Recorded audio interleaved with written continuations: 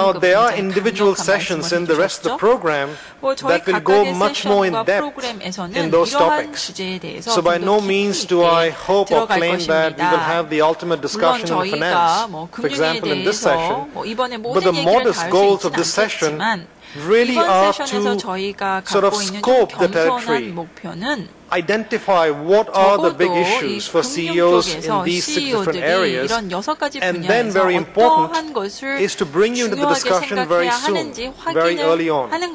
So the plan and the structure for the session is I will engage in a fairly open interactive discussion with our panel members for about 20-25 minutes, and then I will invite you to bring your questions. We have mic runners with microphones in the alleys. And please to Sumitra, I must say that the world from the FT perspective looks a little bit different than it did 2 or 3 months ago before I went on holiday. In the summer, everything seemed pretty robust. The IMF and the OECD were giving fairly good growth forecasts, and then clearly we had this very severe credit shock. There's a senior banker quoted in the FT describing, I think, rather well as a heart attack in the capital markets. And I think it's a good description because heart attacks don't happen to healthy bodies, and they take a while to recover from. 회복이 되는데 더 오랜 시간이 걸리기 때문에 심장마비였다라고 하는 게 좀 맞는 이야기도 합니다.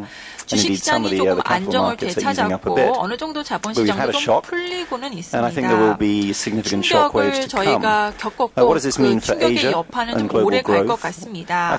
아시아나 그리고 세계 성장에 대해서 갖는 의미는 뭐 둔화나 혹은 경기 침체가 미국에는 상당히 위험이 있다라고 생각합니다.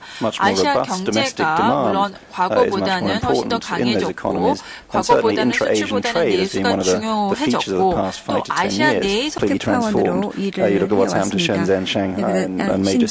신젠, 상하이 같은 것들을 볼 것 같아요. 굉장히 경험을 하고 있습니다. 그래서 부의 창조는 분명히 일어난다고 생각합니다.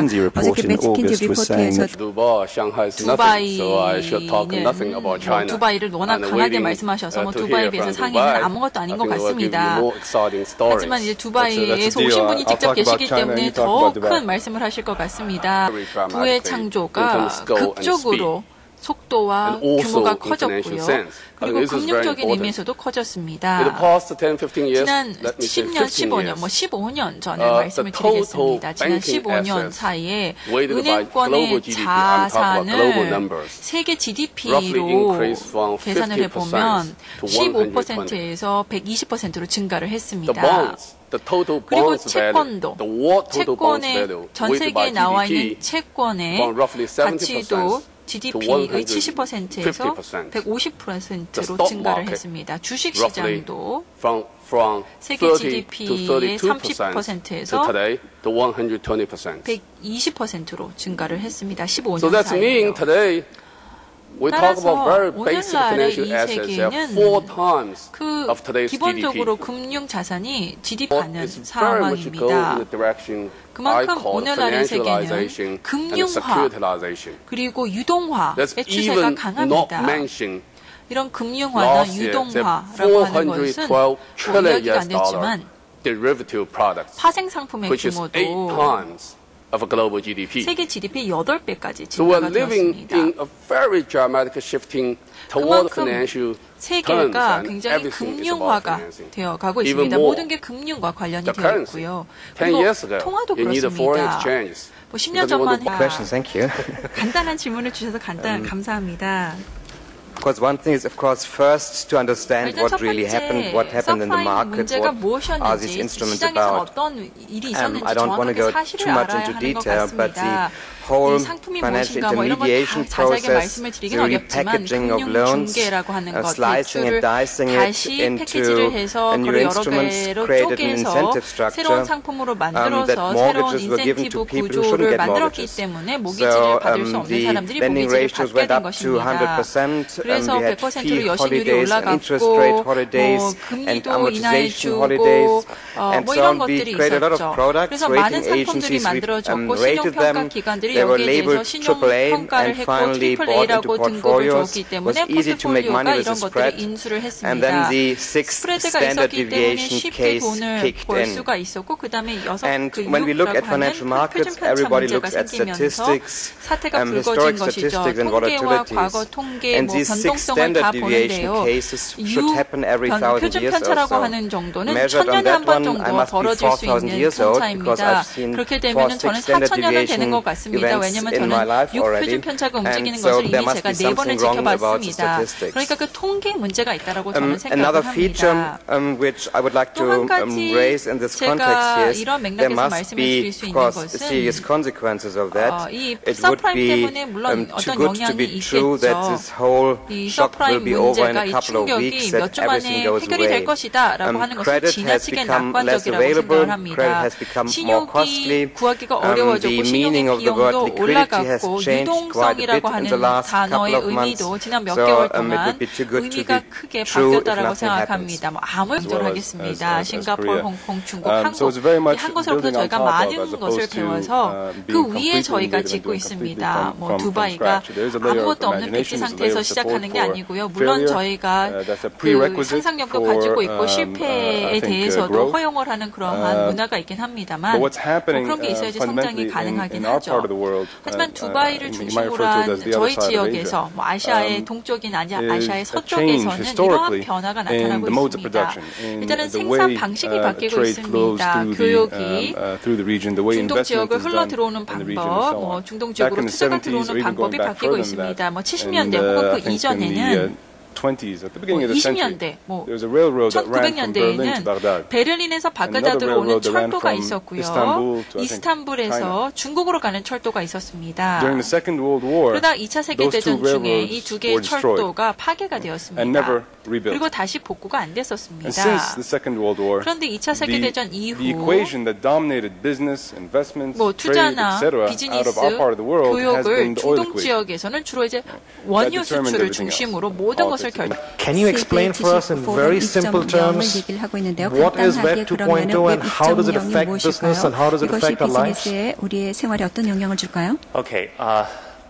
I don't think I buy the concept of Web 2.0 네, 웹 2.0의 개념에 제가 크게 동감하는 것은 아닙니다. 이것은 마케팅 용어라고 보고요.